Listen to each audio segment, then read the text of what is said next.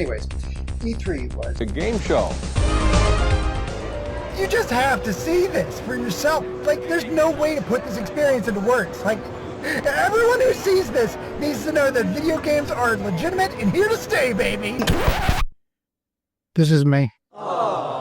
As someone who grew up being called out for being a nerd or a game geek during my formative years, having a singular event dedicated to my personal obsession was both a cathartic and long overdue validation of my favorite pastime. As gamers, we paid our dues, having to discover our favorite genres and games one euphoric or regrettable purchase at a time.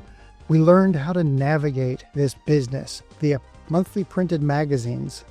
We were the ones who worked tirelessly to convince our parents that there is actually a future job path into video games. I'm gonna be something! We dedicated our lives to the pursuit of games from the very start.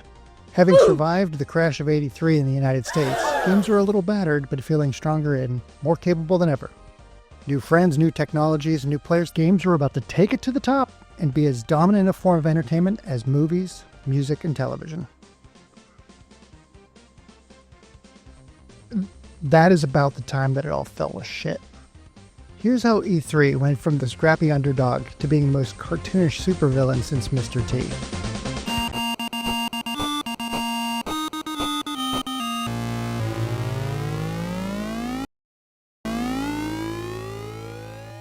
"1983 spelled the end for video gaming in the United States. Consumer interest in gaming consoles like the Atari 2600 and television and ColecoVision fell off a cliff.